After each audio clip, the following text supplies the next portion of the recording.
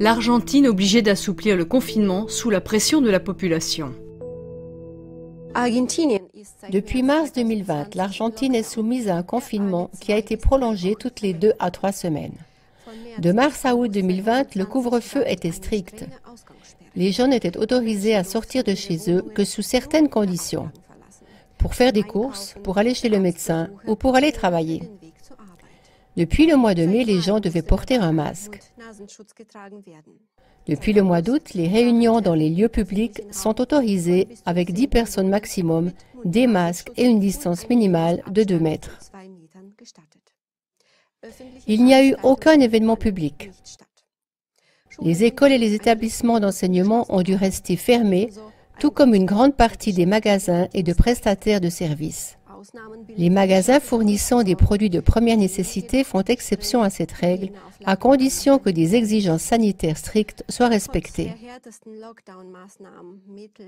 Malgré les mesures de confinement les plus sévères d'Amérique centrale et du Sud, les résultats positifs des tests PCR ont rapidement augmenté en fonction du nombre de tests effectués, ce qui remet complètement en question la signification et l'utilité de ces tests et des mesures Covid-19 obligatoires.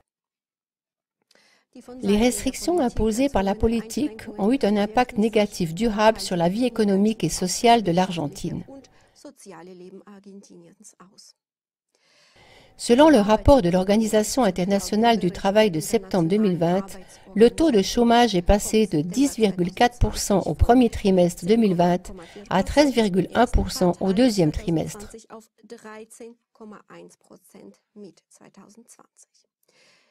En octobre, l'Office argentin des statistiques a signalé que la pauvreté augmentait dans le pays.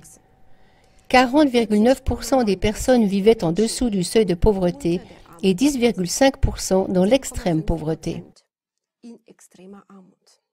La criminalité augmente également à un rythme tout aussi rapide.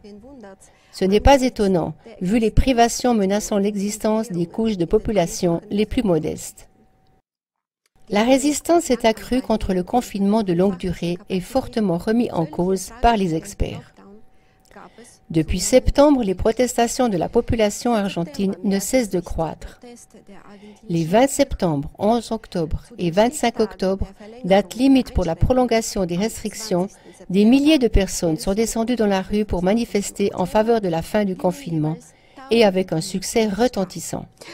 Für ein Ende des Lockdowns zu demonstrieren und so ihren Widerstand gegen offensichtliches Unrecht von Seiten der Regierung auszudrücken. Und das mit durchschlagendem Erfolg.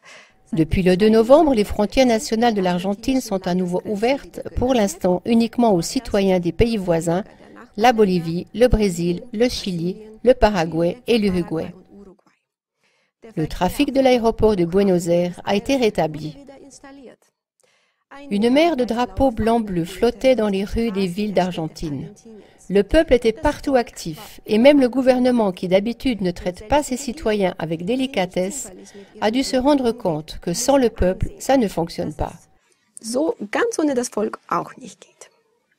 En raison des protestations de plus en plus vives, les premiers centres commerciaux ont été réouverts après quand même 7 mois.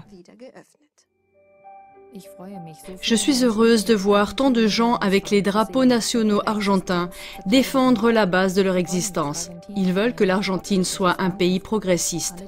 Tous ces drapeaux représentent la liberté et la République, a déclaré Patricia Bullrich, ancienne ministre de la Sécurité et chef du parti d'opposition conservateur PRO. Elle avait appelé à des protestations dans tout le pays. Tout comme à l'époque en Allemagne, la population a toujours plus développé sa conscience de « nous sommes le peuple » et a ainsi conduit à la fin de l'ancienne RDA.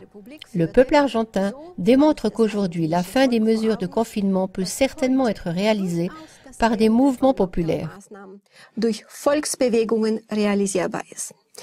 Cela rappelle le discours visionnaire de David Icke lors de la manifestation pour la paix et la liberté à Londres le 29 août, où il a déclaré « Imaginez que des mesures anti-coronavirus aient été décrétées et que personne n'y participe. » Und keiner macht mit.